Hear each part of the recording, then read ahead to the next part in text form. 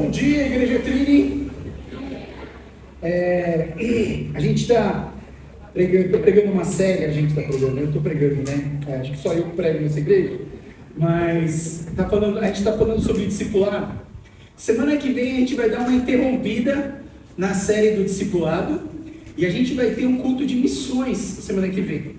Eu tenho certeza que se você é cristão, se você conhece a Jesus, você se interessa por missões, né? Porque todo cristão já pensa em alcançar uma outra pessoa para se tornar cristão também, né? E as missões, a gente quer levar Jesus para as pessoas, né?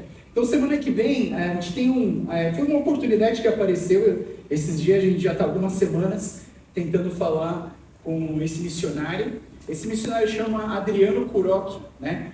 E o Adriano foi discipulador da Débora quando ela era adolescente, né? Vocês vão ver assim, quando eu estiver do lado do Adriano, vocês vão ver algumas semelhanças. A gente é meio quase que do mesmo tamanho, né? Até a gente vai ficar um de um lado, outro do outro, para não dar um peso para um lado só, né? Mas o Adriano, ele é missionário no Japão há muitos anos e ele vai falar sobre missões. Então vai ser uma mistura de pregação com testemunho, com desafio, né? E uma coisa que Deus tem colocado no coração do Adriano, do pastor Adriano, é a questão de levantar missionários por onde ele passa. Então, assim, se você tem medo de ser missionário, esse é um culto para você vir e ser desafiado, né? Então a gente vai querer falar um pouco com os jovens profissionais.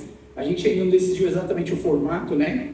Mas a gente pretende ficar com ele, almoçar com ele por aqui, ficar com ele conversando, fazendo perguntas, para a gente entender mais sobre missões, né? Então, se você estiver interessado, semana que vem, então, a gente vai fazer um bem bolado de missões, vai ser um culto de missões, a gente vai falar sobre missões na semana que vem, né? Vocês que são apaixonados por missões, vocês vão estar em casa e vai ser um dia muito bom, muito gostoso, tá bom? Mas vamos lá, essa semana também, falando em discipulado, a gente começou uma nova fase do discipulado da nossa igreja, a gente está chamando de discipulado 2.0.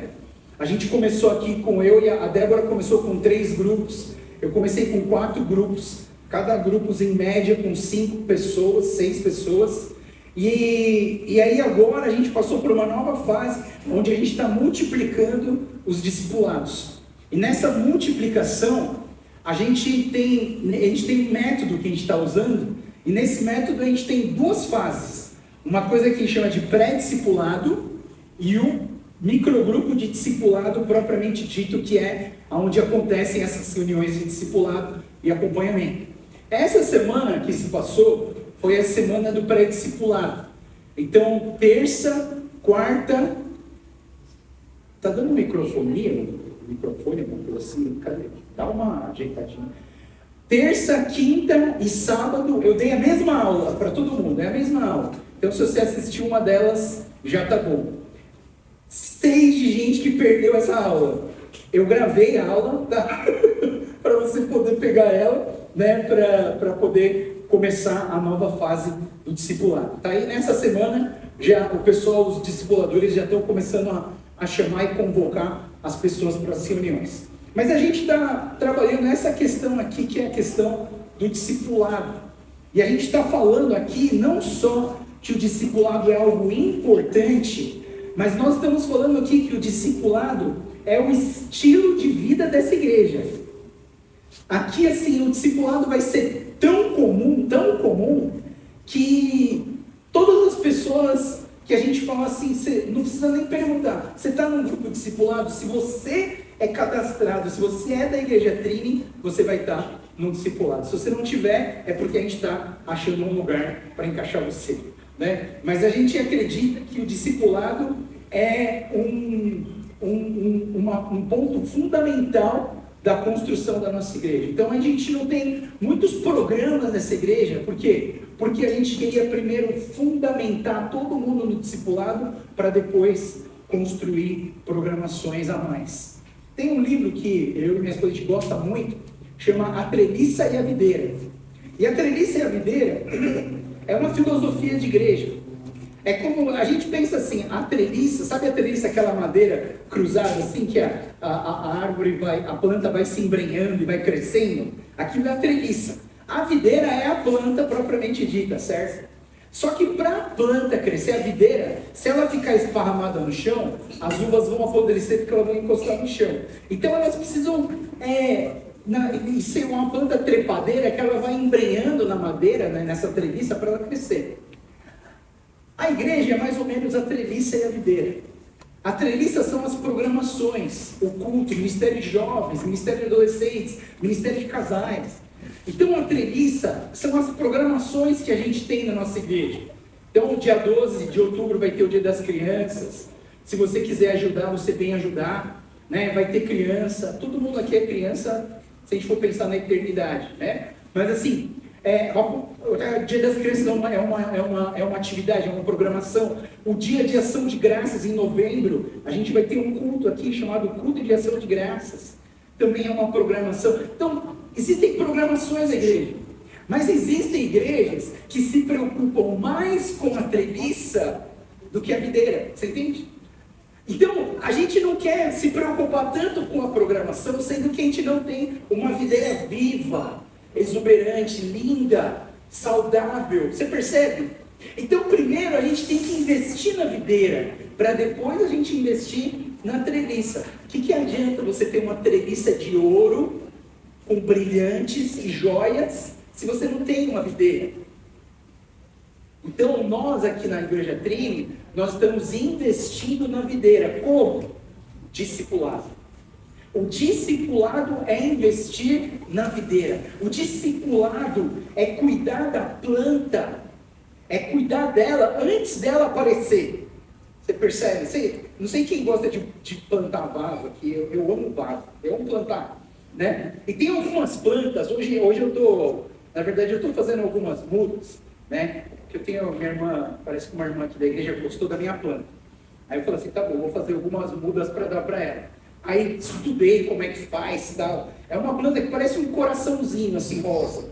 Coisa mais linda assim. Aí eu estou plantando, não estava saindo. Eu fiz tudo direitinho, não estava saindo nada. Aí eu fui até o produtor. Aí, camarada, fiz isso. Tá bom, Joel, tá tudo certo. É que ela demora mesmo. Ai, meu Deus. Agora já faz 2 semanas, tem um negocinho desse tamanho assim, meu Deus do céu. Mas às vezes, o discipulado é isso. Você não vê resultados imediatos. Mas a um certo médio e longo prazo, você vai ver transformação de vida. Por isso nós estamos investindo no invisível. Nós estamos investindo no fundamento que está embaixo da terra, que é o quê? Investir em vidas, investir em discipulado. E hoje eu quero falar para vocês sobre o discipulado relacional.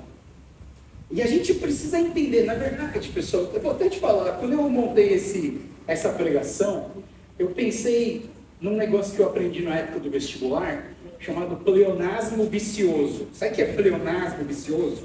É quando você sobe para cima, né? É quando você desce para baixo. É claro, se você está descendo, que é para baixo, né, camarada? Né? Então, é um pleonasmo vicioso eu dizer também que o discipulado é relacional, o discipulado é relacional. Todo discipulado tem que ser relacional. Mas eu já vi pessoas, eu falo isso porque eu já vi pessoas fazerem discipulado com uma apostila. Vamos estudar essa apostila. Estudamos a página 1, a página 2, a página 3, acabou a página 4. Meus parabéns, o seu discipulado acabou. Só que discipulado não é apostila. Discipulado não é um método. Discipulado é relacional. Sabe, quando eu olho para a Bíblia, eu vejo assim, diversos versículos sobre relacionamento. Um dos que eu mais gosto é o Salmo 133. Salmo 133 diz assim: como é bom e agradável quando os irmãos vivem em união, pois a união é preciosa como o óleo da unção, que é derramado sobre a cabeça de Arão. Descia por sua barba e até a bainha das suas vestes. É revigorante como o orvalho do monte Hermon, que desce sobre os montes de Sião. E ali o Senhor pronuncia a sua bênção da vida para sempre. E olha só, eu deixei aqui em destaque algumas coisas que refletem essa comunhão, que refletem esse relacionamento. A união, ela é preciosa, ela é revigorante, ela traz bênção, ela dá vida para sempre. Então não existe, pessoal, por isso que a gente fala que a igreja é algo tão importante para o cristão. Tem cristão que fala assim, não, eu sou crente, eu acredito em Deus, eu não preciso de igreja.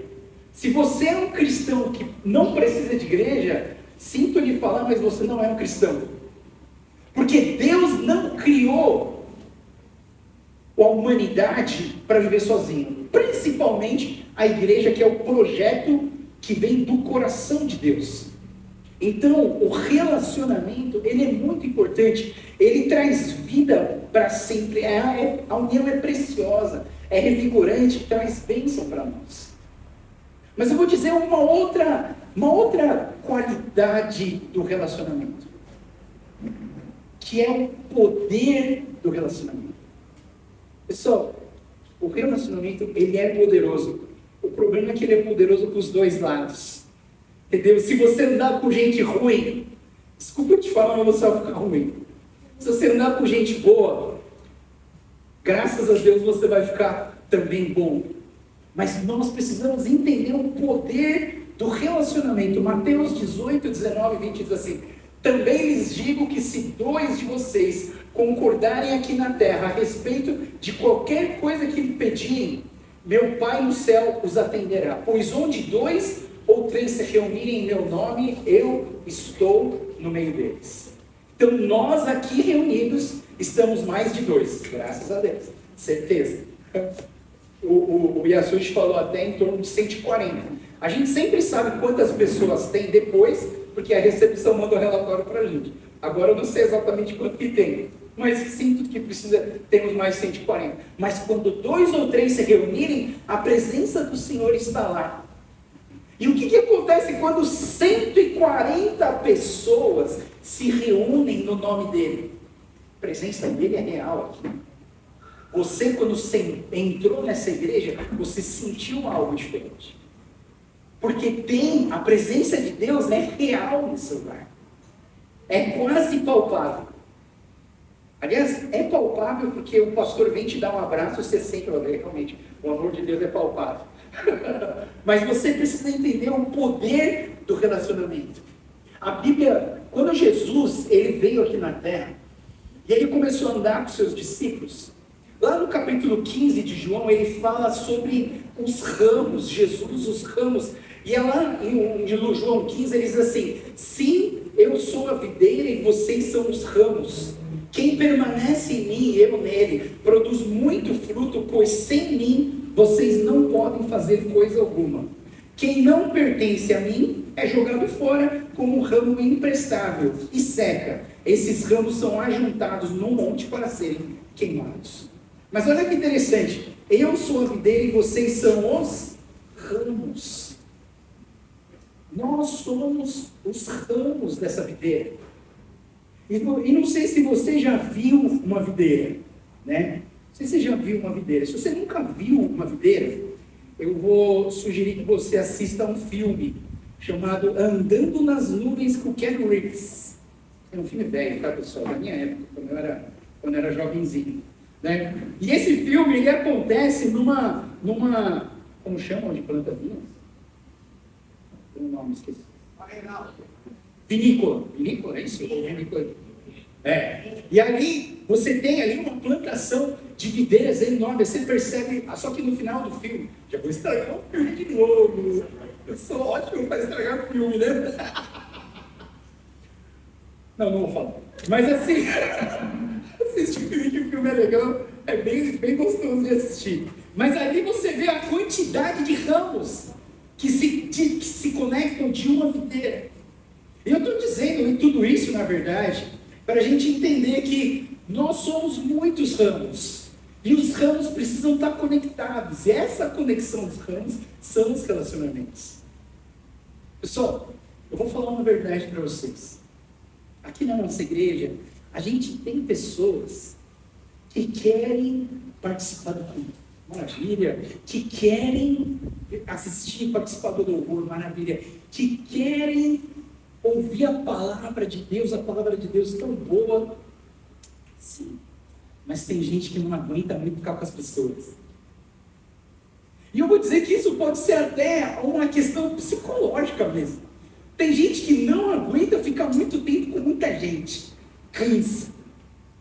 E não tem problema, pessoal. Mas a gente precisa se esforçar um pouquinho. Você entende? A gente precisa se esforçar um pouco. Eu sei que o seu limite de sociabilidade, às vezes ele acaba. E aí você tem vontade de ficar sozinho. É verdade. Até eu tenho. Não, o pastor não tem. O pastor gosta de ficar... Tem! O pastor tem também. Né? Vou confessar um negócio para vocês. Um dia, assim, quando a gente acaba o culto aqui, a gente desce no térreo para comer, né? Então a gente tem o refeitório da Igreja Trino, né? Na verdade. E ali tem vários restaurantes, todo mundo. Sempre que eu desço lá, eu vou comer depois de mais ou menos uns 40, 50 minutos depois que eu desço lá. Por quê? Eu começo a passar de mesa em mesa. Oi, tudo bem? O culto foi bom, aí eu vou dar outra mesa. Oi, tudo bom? O culto foi... Oi, tudo bem? Saudade. Eu vou passando. Depois que eu cumprimento todo mundo, aí eu sento em algum lugar e eu vejo o dia que eu vou comer. E aí eu penso assim, não, minha esposa comprou alguma coisa para mim. Eu olho... né? Mas assim, às vezes o nosso limite de sociabilidade está meio baixo. Então vou confessar que teve um dia que eu cheguei lá embaixo, quando abri o elevador, todas as mesas tinha alguém da Igreja Trino. Eu falei, Jesus! Só que aí eu vi o João e a Sueli no cantinho. Aí eu fiz assim. Aí eu fui ali com o João e a Sueli, sentei no cantinho e falei, eu vou sentar aqui com vocês hoje, pode, cara.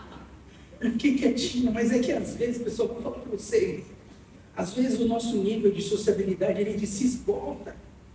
Você precisa aprender a respeitar isso também. Mas você precisa se esforçar. Porque é importante a gente ter relacionamento, porque muitos são os ramos, mas a videira é uma só. Jesus é a nossa videira principal. Então deixa eu falar algumas dificuldades, alguns problemas no relacionamento que a gente tem antes de começar a pregação. Então, isso aqui é só uma introdução, pessoal. Vou até falar uma coisa para você. Semana passada, não sei, não vou pedir para você levantar a mão, mas eu tomei umas bronquinhas essa semana. Ô pastor, a pregação da semana passada foi curta, hein? Acabou muito rápido. Eu pensei, né? Quando eu prego muito, eles reclamam que eu preguei muito. Quando eu prego pouco, eles reclamam que eu preguei pouco. E então eu falei com a Tete, quantos slides eu preguei semana passada? Aí eu olhei os slides, 22 slides. Aí a da semana retrasada, quantos slides que eu vi? Assim que ver, tá, pessoal? Não foi programado. Quantos slides da semana retrasada? 22 slides. Quanto que é desse dia? Quantos slides? 22 slides. Vai explicar, né? Bom, não dá para agradar todo mundo. Eu vou fazer o meu possível para trazer a palavra de Deus para vocês. Mas vamos lá. Um problema do relacionamento é o isolamento. E geralmente, algumas pessoas têm a tendência de se isolar. A gente tem esse limite de sociabilidade meio baixo e a gente quer ficar meio sozinho mesmo. Não é problema, isso é comum, é do ser humano. Mas toma cuidado com o isolamento que não é saudável. Nós precisamos nos relacionar. Provérbios capítulo 18, 1 diz: quem vive isolado se preocupa apenas consigo e rejeita o bom senso. Quando você fica muito sozinho, pensando com a sua cabeça, eu vou dizer que tem um perigo muito grande de você ficar muito tempo sozinho. Você começa a especular coisas na sua cabeça, você começa a criar situações na sua cabeça, e essas situações ilusórias se tornam reais. E às vezes você briga com alguém que você nem brigou, na verdade. Mas porque a tua cabeça ficou girando, é que ela pensou assim, ela melhorou daquele jeito, então quer dizer que ela pensou isso, então não vamos falar com ela. Não aconteceu nada. Não aconteceu nada. Problema do isolamento. Tem duas frases que eu aprendi sobre isolamento. Uma delas tem a ver com churrasco, né? Que assim, o que é uma pergunta retórica, tá, pessoal? O que é uma pergunta retórica? É aquela pergunta que você já sabe a resposta. né? Sabe quando você pergunta um negócio que você já sabe a resposta? O que acontece com a brasa fora do braseiro? Não apaga, né? Entendeu? É isso que eu estou falando. Quando você se isola muito, você vai se esfriando.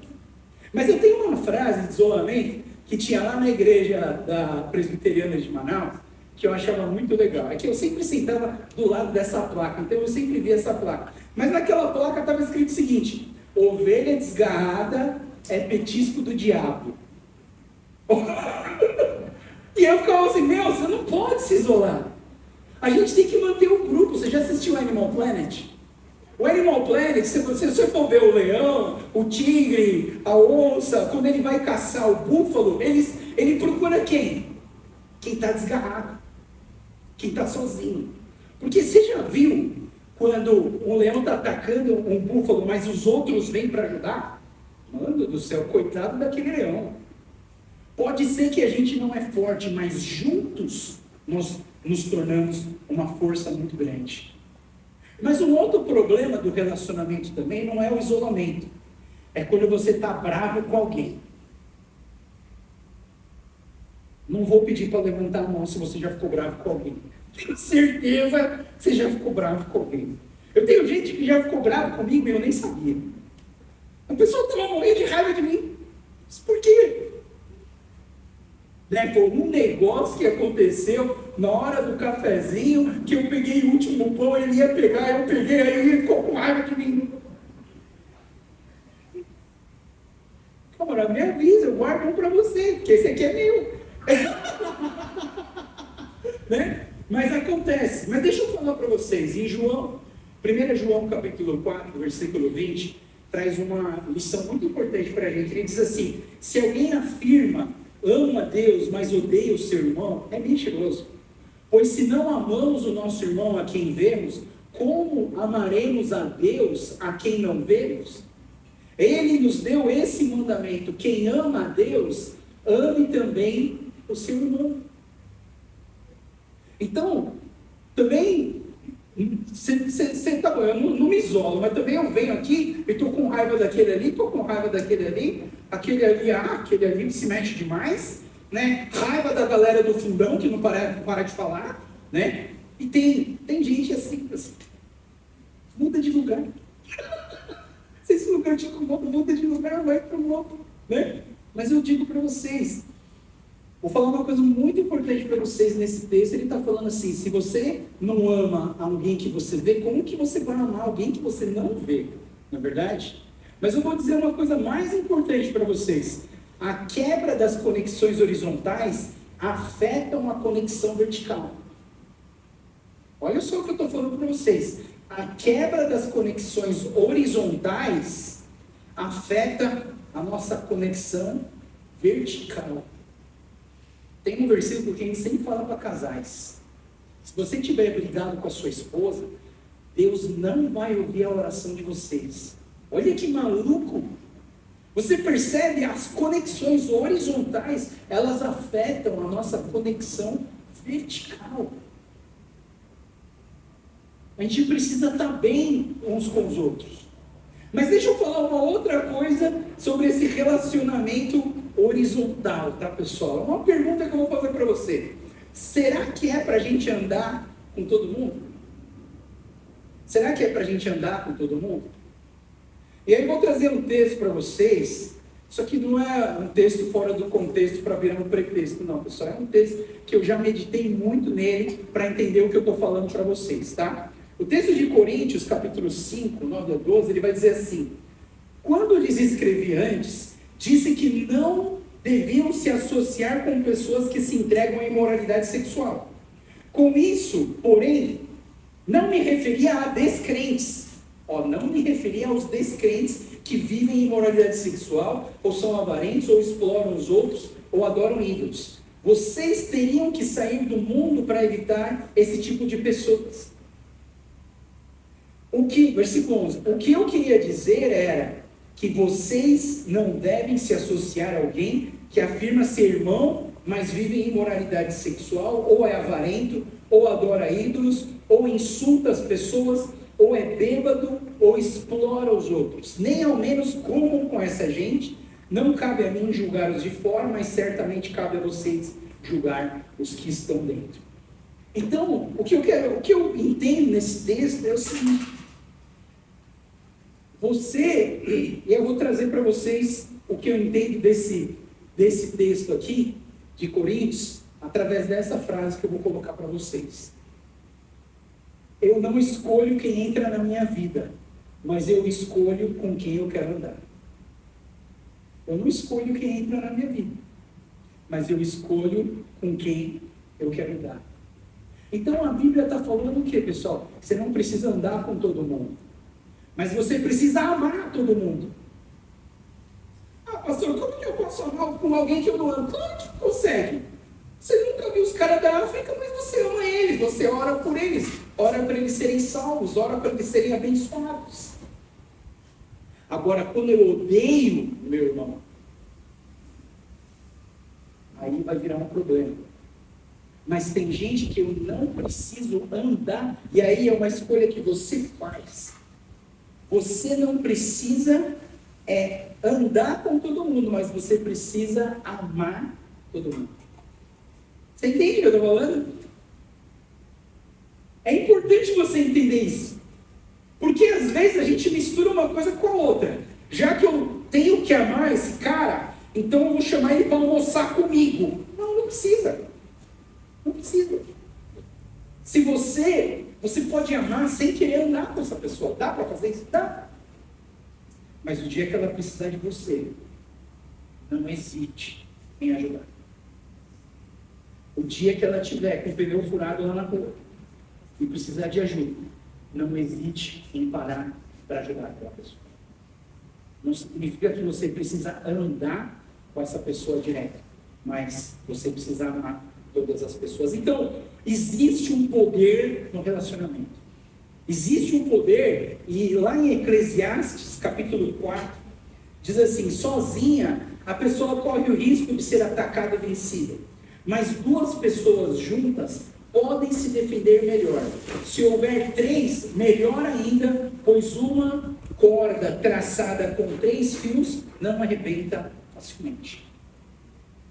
Sabe como que a gente aprende a força da corda entrelaçada? Quando você pesca. Quando a gente pesca, existe uma linha chamada linha multifilamento. Porque antigamente era uma linha de nylon que é uma linha só. Hoje em dia existe uma linha multifilamento, que são várias linhas entrelaçadas nelas para ela ficar mais forte. Hoje tem uma super linha com 8 linhas entrelaçadas para o peixe não arrebentar aquela linha. Mas quanto mais entrelaçado você tem, mais força você tem. Se eu tiver só uma dessa linha, arrebenta fácil. Mas todo mundo junto não arrebenta fácil. Por isso que nós precisamos andar juntos. E aí vem a questão do discipulado relacional. Por isso que eu estou gastando energia até agora para falar para vocês que o relacionamento é importante, que tem problemas dentro do relacionamento, mas que o nosso discipulado aqui na igreja vai ser um discipulado relacional. Eu quero dar um exemplo de discipulado relacional na Bíblia para vocês. Eu não vou olhar para o Novo Testamento, eu vou olhar para o Velho Testamento. No Velho Testamento tem um exemplo de discipulado relacional muito bom, que foi a história do Elias e do Eliseu. E agora começa a minha pregação. Beleza, pessoal? Já cansaram? Clamaram que eu preguei muito rápido semana passada, hoje eu vou até as 2 da tarde. Brincadeira.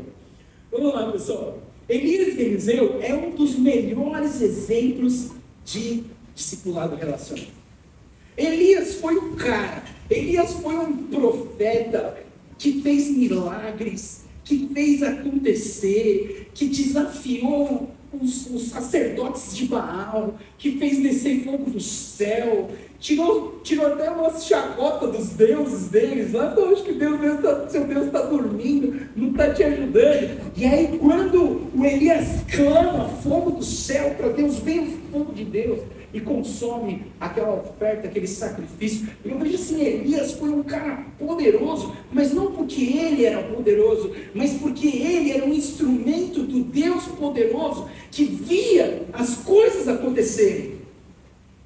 Só que, vamos trazer uma realidade para nós.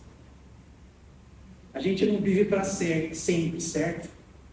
Então, de uma certa maneira, você vai precisar aprender a passar o bastão para frente. Você precisa preparar as próximas gerações. Eu estou preparando as próximas gerações. Eu quero investir nas próximas gerações. Sabe, a gente precisa entender os nossos limites. Eu tenho um pai com 84 anos. E ele já está começando a entender. Não entende muito não, no trabalho dele ele não entende muito não. Mas aqui na igreja ele entende muito o limite dele. E ele é um cara que quer ajudar, que quer fazer, que quer trabalhar, que quer servir. Mas ele falou para mim: Joel, não me põe no cargo de liderança. Coloca os mais jovens. Não, pai, mas eu preciso de você para ajudar. Não me põe, coloca os mais jovens, porque eles que precisam tocar essa igreja. Nós precisamos aprender a passar o bastão. O meu primo Theo, eu fiz um discipulado com a mãe dele, com a minha tia Sara, e ela estava me explicando como foi esse processo para ela passar o bastão para o filho dela. Ela era a pastora sênior da igreja, e ela passou o título de pastor sênior para o filho dela. E ela estava explicando para mim, no discipulado que eu fiz com ela, como que foi esse processo. Você acha que o processo foi só falar assim: Tom, pega aí, faz aí você agora? Não. Vocês já viram aquela corrida, a corrida do atletismo de revezamento? Já viu essa corrida? Os caras estão correndo assim, eles têm um bastão na mão, aí eles passam o bastão para o outro que está correndo, o outro pega o bastão, sai correndo, aí chega aqui, passa o bastão para o outro pega e sai correndo. Sabe, já viu corrida com bastão? É corrida de revezamento. Você acha que é só correr e dar o bastão para o cara e o cara sai correndo? Mentira. Houve uma conversa, houve ensaios, houve treinos. Eles combinaram: quando eu pisar naquele tijolo ali, você sai correndo. Aí o cara já começa a correr. O outro está correndo, esse aqui já está correndo. Aí você tem que dar um passo numa velocidade tal para eu te alcançar, senão eu não vou te alcançar. Aí não vou passar o bastão. Aí para você chegar nessa sincronia de você passar o bastão correndo para alguém que também está correndo, não é tão simples assim. Não é por acaso. Não é sem querer. Não é um pega aí, mano, vai lá você agora. Não. Existe um treino, existe um processo de treinamento, de ensaio, para que essa passagem seja bem feita. Como que se faz isso? No discipulado. Elias andou com Eliseu. E aqui no texto diz assim: Elias partiu e encontrou Eliseu, filho de Zafate, arando no campo. Haviam 12 parelhas de bois no campo, e Eliseu arava com a última parelha. Elias se aproximou de Eliseu, lançou a sua capa sobre os ombros dele e continuou a caminhar. Eliseu deixou os bois ali, correu atrás de Elias e disse: primeiro deixe-me dar um beijo de despedida no meu pai e na minha mãe, então o seguirei. Elias respondeu: pode voltar, mas pense no que eu lhe fiz. Esse Elias, ele andou com Eliseu durante um bom tempo. Eles fizeram milagres juntos, eles abençoaram as pessoas juntos, eles cuidaram das pessoas juntos, e Elias foi ensinando para Eliseu como que faz. Elias foi passando informações e valores para o Eliseu, para que o Eliseu continuasse essa corrida. Esse bastão não é só um bastão que eu passo para ele. Esse bastão está carregado de informação, está carregado de valor, está carregado de cultura, está carregado de muito investimento e muito tempo para que essa pessoa que vai continuar a corrida seja abençoado da mesma forma ou mais. Então eu quero falar 3 coisas rapidamente com vocês sobre o discipulado relacional, olhando para a vida do Elias, passando o bastão para o Eliseu. A primeira coisa que eu quero falar para vocês é: discipulado é relacionamento e amizade. Não entendam o discipulado como uma apostila. Eu sei que a gente está usando a Bíblia do discipulado, né? E a Bíblia do discipulado é o nosso recurso para fazer os grupos de discipulado. Mas a Bíblia do discipulado não é um discipulado. O discipulado são as pessoas. O discipulado é a gente investir o que eu tenho no outro. Quando Elias encontrou o Eliseu, ele lançou a sua capa sobre ele. E o mais legal foi que o Eliseu respondeu, né? Porque, pensa comigo, cá comigo, pessoal. Você está trabalhando de boa ali no seu trabalho. Chega alguém e joga uma capa nas suas costas e sai andando. O que você ia fazer? Pega essa capa aqui, e joga fora, mano. Eu vou continuar fazendo minhas coisas. Nem queria. Nem que caramba tá essa capa em mim? Sai fora, nem tá chovendo. Você percebe, pessoal? Mas eles naquela época entendiam que quando um profeta colocava algo dele sobre uma pessoa, é porque ele queria investir a vida dele nessa pessoa. E o Eliseu colocou a capa nas costas do Eliseu, o Eliseu saiu correndo atrás do Elias. E começou aqui um relacionamento de amizade. Mas não é qualquer amizade, pessoal. Eu vou falar para vocês que amizade é essa que a gente faz no discipulado. Então, o discipulado é uma amizade intencional. Presta atenção, eu estou falando que a amizade, o discipulado é uma amizade intencional, não interesseira. Tem muita gente que faz amizade interesseira e não amizade intencional.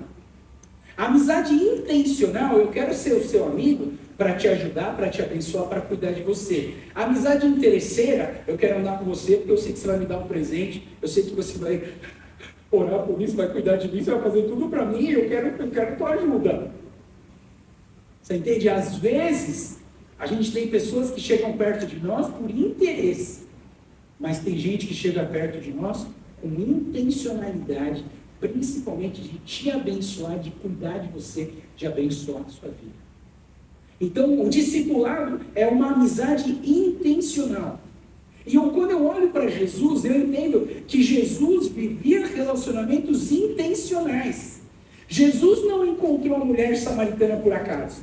Jesus não encontrou Nicodemos por acaso. Jesus não foi para a praia chamar Pedro, Tiago e João por acaso. Jesus não chamou Felipe e Natanael por acaso. Jesus não chamou o Mateus por acaso. Tudo que Jesus fazia, todas as conversas e relacionamentos que Jesus tinha com as pessoas, tinha a intencionalidade de abençoar e de cuidar dessas pessoas. Jesus nunca foi interesseiro, mesmo porque o que ele vai se interessar por nós? Tem muita coisa não, né? Mas Jesus, ele tinha relacionamentos intencionais. E um dos relacionamentos intencionais que mais me chama a atenção é a história do Zaqueu, né? Jesus, ele queria encontrar com o Zaqueu, e o Zaqueu queria ver Jesus. Só que o Zaqueu era baixinho, aí o Zaqueu subiu numa árvore e ficou esperto. Jesus provavelmente vai passar por aqui. E Jesus realmente passou ali.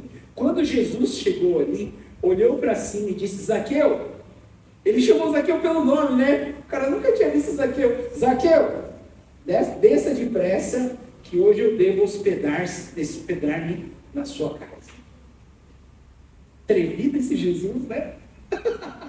Eu fico pensando, por isso que Deus chamou o povo de Israel, que é mais atirado, né? Porque se fosse chamar os orientais, ele ia falar, sim.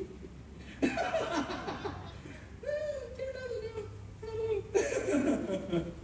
Mas eu vejo assim, pessoal, Jesus, ele foi intencional na hora que ele viu Zaqueu. Zaqueu, desce aí que eu quero ir na tua casa. E prepara uma comida que eu vou comer lá. E eu vou dormir lá também. Interessante, mas a intencionalidade de Jesus era para transformar a vida do Zaqueu. Tanto é, pessoal, que se você ler o Lucas 19, você vai perceber uma coisa muito interessante. A gente vê Jesus falando que vai na casa de Zaqueu, a gente vê Zaqueu descendo da árvore, aí depois numa outra cena, a gente já vê Jesus dentro da casa de Zaqueu comendo, aí a gente não sabe o que Jesus falou com Zaqueu, a gente não sabe se ele usou a Bíblia do discipulado, A gente não sabe se ele usou as 4 leis espirituais. A gente não sabe se ele usou o multiplique do Francis Chan. A gente não sabe o que ele falou. Mas a gente sabe do resultado. Zaqueu levanta e fala: eu vou dar metade do que eu tenho para os pobres. E se eu roubei alguma coisa, eu vou devolver 4 vezes mais. E Jesus vira para os seus discípulos e fala o quê? Hoje houve salvação nessa casa. Não é interessante, pessoal? O método não é importante. A estratégia não é o mais importante. O material a ser usado não é o mais importante. O que é mais importante são as pessoas. Jesus deixou bem claro aqui: o que me importa não é a estratégia, o que me importa é você. Você que importa para Jesus. Jesus te ama. Jesus quer o teu bem, Jesus quer te abençoar, Jesus quer te salvar, Jesus quer cuidar da sua vida, da sua família, do seu coração. Ele quer te dar paz, Ele quer que você viva bem, feliz. Mas a gente continua pensando no método. Mas que método, Jesus?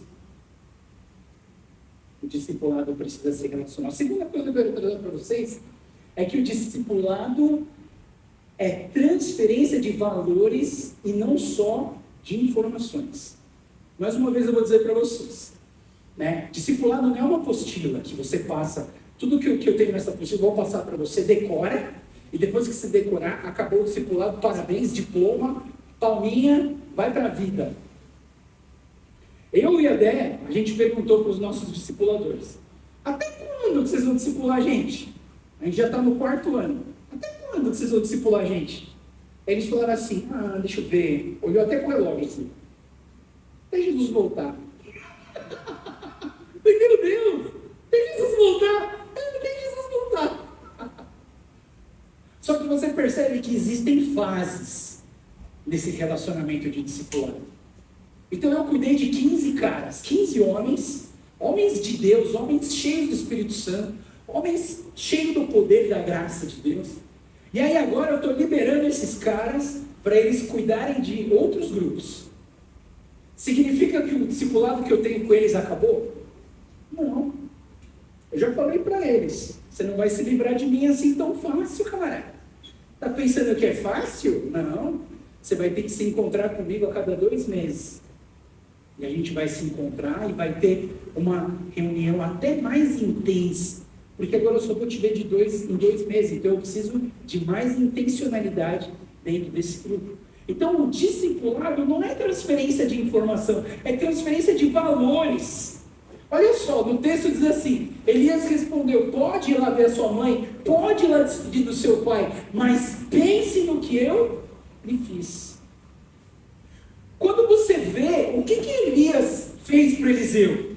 Elias foi humilde o suficiente para querer passar o bastão para uma outra pessoa mais jovem. O Elias, ele foi obediente a Deus em colocar a capa numa próxima pessoa que vai cuidar da próxima geração. Elias, ele teve amor incondicional para amar uma pessoa que ele nem conhecia. O Elias, ele teve justiça do Senhor para saber com quem, onde ele vai colocar essa capa. Você percebe? A gente precisa entender que o discipulado não é transferir informação, é transferir valores.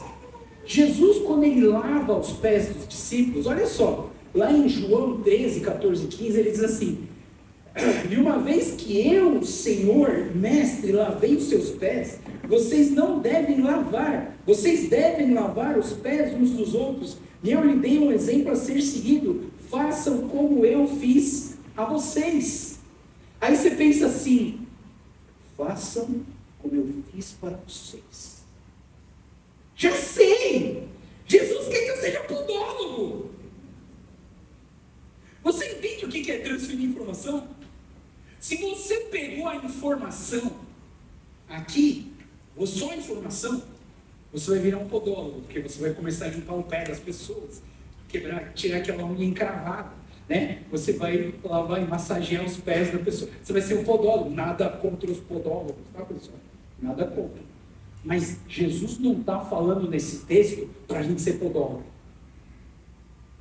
Jesus está falando, façam como eu fiz a vocês. O que Jesus estava falando aqui? Ele estava falando para você usar aquele sabonete que ele usou para lavar os pés dos discípulos? Ele estava falando daquele tipo de água mineral que ele usou para lavar os pés dos discípulos? Não. Jesus estava falando sobre o caráter de Cristo. Quando eu falo de valores, quando eu falo de cultura, eu estou falando do caráter de Cristo. O discipulado é um lugar onde se transfere o caráter de Cristo. E o que tem no caráter de Cristo? Tem a obediência. Nós precisamos entender a obediência no discipulado. O seu discipulador é um cara obediente. Aprenda a obediência no discipulado. Aprenda a empatia. Olhe para a pessoa que está do seu lado e sinta a dor que ele sente. Hoje mesmo eu estava aqui falando com a Lívia que está grávida, e eu pensando assim, nossa, o tamanho da sua barriga está quase igual ao meu. Mas não é bem isso, você está carregando um negócio muito mais pesado. Sabe, eu comecei a olhar ela grávida, Jesus, como deve ser difícil estar grávida. Eu falei assim, você sente dores nas costas? Eu sinto dor nas costas, eu sinto dor em tudo. Eu preciso dar uma deitadinha. E eu fico pensando, a gente não tem essa empatia de sentir o que a outra pessoa está sentindo. Esse é um valor que a gente precisa desenvolver nas nossas vidas. É um valor de Cristo. Mas também um valor, também é um amor incondicional. Jesus amou incondicionalmente você. Jesus entregou a vida dele numa cruz sem perguntar para você se você ia aceitar ele como Senhor da vida dele. Certo? Ou ele falou assim, ó pessoal, vou me entregar na cruz lá, tá? Mas vocês vão para a igreja, certo? Vocês vão para a igreja, vão dar oferta, certo? Beleza, ó, se vocês vão para a igreja, vão dar oferta, eu vou me entregar lá na cruz, beleza? Estou indo. Valeu, pessoal. Jesus entregou a vida dele por você, sem pedir nada em troca. E mesmo que você, e a maioria de nós seres humanos, ignora esse Jesus, a maioria de nós não dá a mínima para esse Jesus. Vocês que estão aqui, graças a Deus, vocês dão um valor grande, porque vocês estão aqui. Mas a maioria da humanidade lá fora não dá esse valor para Jesus. Mas Jesus morreu por todos. Jesus entregou a sua vida para salvar todos. Você percebe que ele tem poder para salvar todos. E ele entregou a sua vida num amor incondicional. Ele não colocou condições. Não teve mas na cruz. Olha, eu vou entregar a minha vida, mas você tem que dar o dízimo. Não teve mas. Jesus entregou a vida dele porque ele te ama. É um caráter de Cristo. O amor incondicional. Mas também um caráter de Cristo é a humildade. Será que nós estamos sendo humildes? Um caráter de Cristo é a justiça. Então, quando você vai para o discipulado, você não vai lá para decorar João 3,16. Você não vai no discipulado para aprender sobre como que viveu Paulo. Você não vai para o discipulado para entender, simplesmente decorar versículos.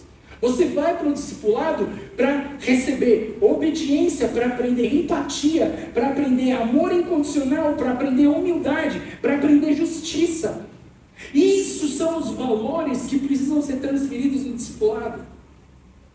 E não informação, simplesmente. Vai ter informação? Vai ter informação. No discipulado vai ter informação? Vai ter teologia? Vai. Eu lembro de um dos grupos de discipulado meu que a gente teve, que a gente começou a falar sobre a salvação. Perde a salvação? Não perde a salvação? Aí começou, Jesus morreu só para os que são salvos, Jesus morreu por todos, e aí começou uma discussão maluca dentro do grupo. Super legal. Informação. Mas o que você precisa absorver no discipulado são valores. Último ponto que eu quero trazer sobre o discipulado relacional. Discipulado é querer que o outro seja melhor que você. Pessoal, guarda isso que eu estou falando para vocês. O discipulado é querer que o outro seja melhor do que você. Quando eu olho para os meus jovens, e quando eu ando com eles, eu fico olhando para eles pensando, esses caras vão ser melhor que eu. Sabe uma coisa que minha esposa falou? Ela falou assim: Joel, não precisa ficar preocupado, mas eles já são melhores do que você. Porque na sua época você não fazia o que eles estão fazendo hoje. Eu falei: glória a Deus, glória a Deus. Eu quero que os meus jovens sejam melhores do que eu. Minhas crianças, então, quero que minhas crianças sejam melhores que os meus jovens. E assim por diante, pessoal. Quando você olha ali para o Eliseu, o Elias, ele já estava sabendo que ele ia embora, sabe? E Elias foi um dos caras que não morreu aqui na terra, né? Que Deus veio, catou o cara numa carruagem e levou embora, né? Mas olha só a conversa do Elias com Eliseu. Elias disse a Eliseu: o que eu posso fazer por você antes que eu seja levado para longe de você? Respondeu Eliseu: faze de mim o principal herdeiro do teu espírito profético. Faze de mim o teu principal herdeiro do espírito profético. Nos dias de hoje, se você chegar para um jovem e falar assim: ó, daqui a pouco eu vou embora, o que você quer de mim? Tua casa, teu carro, dinheiro da tua conta e aquela panela que eu gosto pra caramba, eu quero ficar com ela. Você entende que geralmente a gente olha para o material? Quem aqui pediu o espiritual? Quem aqui falou: não, eu quero o Jesus que meu pai tem? Eu quero o espírito profético que meu pai tem? Você percebe, pessoal, que a gente está aqui falando de valores. E o Eliseu, ele estava preocupado não com as coisas do Elias. O Eliseu estava preocupado em querer ser melhor do que o Elias, não por competição, mas para ser um instrumento poderoso nas mãos de Deus. Você anseia isso? Sabe, pessoal, na minha família Hayashi eu tive isso, né? Meu avô faleceu, não deixou nada. Aliás, eu fui na casa dele depois que ele faleceu. Eu fui na casa dele, a minha tia estava lá, eu falei: tia, eu posso ficar com esse canivete? Não pode, tá bom, eu vou ficar com esse canivete. Aí eu saí da casa dele assim: yes, ganhei um canivete. Aí vem o meu primo mais novo, e ele fala assim: Joel, você viu o que a gente ganhou? Eu vou. Logo eu pensei no canivete. Você viu? Deve ser um canivete. Não sei o que ele pegou. Eu peguei o canivete. Meu primo mais novo veio para mim e falou assim: Joel, nosso avô nos deixou o legado do reino de Deus. E ele deixou para nós o espírito de servo do Senhor. E a nossa geração vai ter muitos servos do Senhor. Hoje, na minha família Hayashi, tem 18 pastores. Não tem dinheiro, mas tem pastor. Bastante, cara. Mas você entende o que eu quero falar para vocês? O que você quer na igreja? Será que essa igreja vai te trazer riqueza? Não, não é isso que a gente está falando. Aqui a gente está falando sobre algo muito mais importante. A gente às vezes se preocupa em entrar na melhor faculdade, a gente se preocupa em ter o melhor trabalho, a gente se preocupa em ter o melhor salário, a gente se preocupa muito nas coisas aqui da terra e a gente não está se preocupando com o melhor. O melhor é aquilo que vem de Jesus para o nosso coração. É o espírito profético de Elias que passa para Eliseu. Então nós precisamos ser discipuladores que vão formar pessoas melhores do que a gente. Tem um livro que fala muito sobre isso. Acho que eu já falei dele para vocês. O livro chama Formador de Heróis. Ele fala assim: não é para você ser o herói, é para você formar um herói, né? E eu acho muito legal porque é uma frase que o meu pastor na minha adolescência, pastor Makoto Ono, ele falou uma coisa para mim. Ele falou assim: Joel, não existe sucesso sem sucessor. Não existe sucesso sem sucessor. E ele falou para mim: Joel, eu quero que você se prepare, eu quero investir na sua vida, eu quero investir que você seja um servo do Senhor, melhor do que eu. Infelizmente, o pastor Makoto faleceu muito cedo. Ele faleceu muito cedo. A filha dele estava aqui uns domingos atrás. Ela mora lá na Inglaterra. Mas a primeira vez, depois que eu fui ordenado pastor, que eu batizei 8 pessoas, eu tirei foto, eu peguei as fotos do batismo, que eu estava batizando as pessoas. E eu mandei junto com a foto de quando eu estava sendo batizado pelo pastor Makoto para a esposa dele, a dona Beth. E eu enviei para ela, falei assim, hoje eu estou cumprindo com uma missão que o pastor Makoto me deu, de ser o sucessor dele. E ele estava batizando 4, eu estava batizando 8. Pessoal, não existe sucesso sem sucessor. Nós precisamos criar sucessores. Quem é que gosta de jogar tênis ou assiste tênis? Você gosta de assistir tênis? Quem conhece esse jogador aqui, ó? Não é o André Agassi, não é só porque ele é careca, que ele é André Agassi. Não é. Esse cara aqui se chama Ivan Lubavitch. A carreira do Lubavitch foi mais ou menos, sabe? Ele jogou na ATP, ele já foi terceiro do mundo, ele já ganhou 10 títulos. Esse Ivan Lubavitch, os maiores campeonatos de tênis do mundo, ele foi assim, ó, ele chegou nas quartas de final do Australian Open, ele chegou na semifinal de Roland Garros, ele perdeu na terceira rodada de Wimbledon e ele perdeu na terceira rodada do US Open.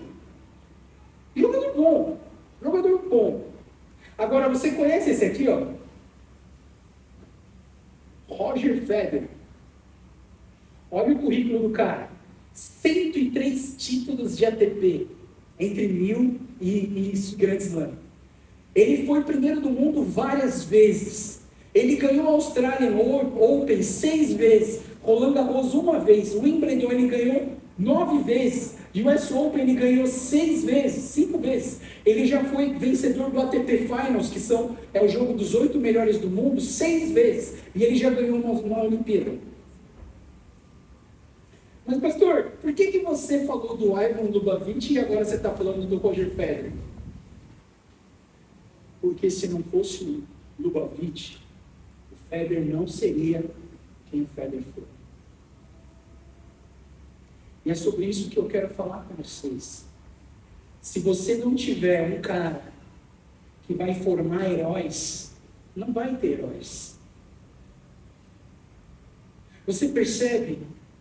O seu sonho não é para ser o Roger Federer. O meu sonho hoje não é ser o Roger Federer, apesar de ter a raquete do Roger Federer. Meu sonho não é ser o Roger Federer. Meu sonho hoje, como pastor Joel, é ser o Lubavitch.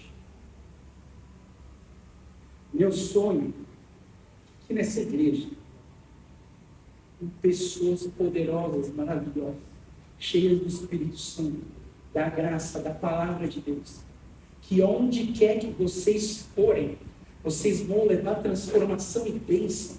Aonde quer que vocês forem, seja na sua casa, seja no seu trabalho, seja na rua, seja aqui na igreja, em todo lugar que você for, eu quero que você seja um carregador das bênçãos do Senhor, e aonde você for, você vai derramar a bênção do Senhor, e aonde você estiver vai ser abençoado, e tudo que você fizer vai ser abençoado. Eu quero ser o Lubavitch, eu não quero ser o Roger Federer, eu quero ser quem faz heróis, eu não quero ser herói.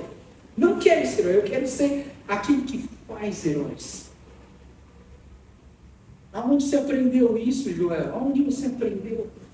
Eu aprendi com Jesus. Jesus, lá no Evangelho de João, capítulo 14, versículo 12, ele diz assim: digo-lhes a verdade, aquele que crê em mim fará também as obras que eu tenho realizado, fará coisas ainda maiores do que essas, porque eu estou em Pai. Jesus falou que você vai fazer obras maiores do que a dele. E eu creio nisso. E eu quero ser um instrumento do Senhor para te capacitar, para te fortalecer, para te afiar, para te equipar, para que você possa ser uma bênção em todo lugar que você for. Que você seja essa bênção do Senhor, que você traga transformação de vida para as pessoas, que as pessoas adquiram o caráter de Cristo através de você, que você Sim, invista no seu discipulado, entra de cabeça, mergulha no discipulado, se dedica no discipulado. E aí eu vou terminar para vocês, só resumindo tudo o que eu falei. O discipulado, ele é um discipulado relacional. Então, que nós lembremos que o discipulado é relacionamento, que o discipulado é transferência de valores, que o discipulado é formar heróis. E a gente precisa entender que o discipulado é o Trinity Lifestyle. O estilo de vida dessa igreja vai ser o discipulado. Todos nós vamos estar, de alguma forma, passando ou participando de um discipulado. Que você aceite esse desafio. Que você se coloque de pé. Vamos ficar em pé. Coloque-se de pé e fale assim: Deus, eu quero ser capacitado. Eu quero ser um formador de heróis. Feche os seus olhos, eu quero orar pela sua vida. Senhor Deus, eu oro pela igreja Trinity, Deus. Eu oro para que o Teu Espírito Santo nos capacite, nos molde. Eu oro, Deus, para que o Teu Espírito Santo esteja transbordando nas nossas vidas. Nós não queremos somente experimentar a graça do discipulado, da graça da presença do Senhor. Nós queremos ser canais de bênçãos. Nós queremos abençoar as pessoas ao nosso redor. Nós queremos ser a Tua luz que brilha na escuridão. Nós queremos ser um instrumento nas Tuas mãos para sair um som bonito, um som abençoador. Enche-nos, Pai. Enche-nos com Teu Espírito Santo. Transforma-nos, Senhor. Restaura as nossas vidas. Cura as nossas feridas. Lava os nossos pecados. Nos usa como ponte sobre as águas, como água no deserto. Senhor, nós queremos ser instrumentos nas Tuas mãos. O Senhor nos escolheu para abençoar os outros seres humanos. Usa-nos, Senhor, para cuidar das pessoas, para amar as pessoas. Pai, que a nossa igreja Trinity seja uma igreja que vive o discipulado relacional. Que a nossa igreja Trinity seja uma igreja de formadores de heróis. Que a nossa igreja Trinity seja uma luz que brilha em meio às trevas.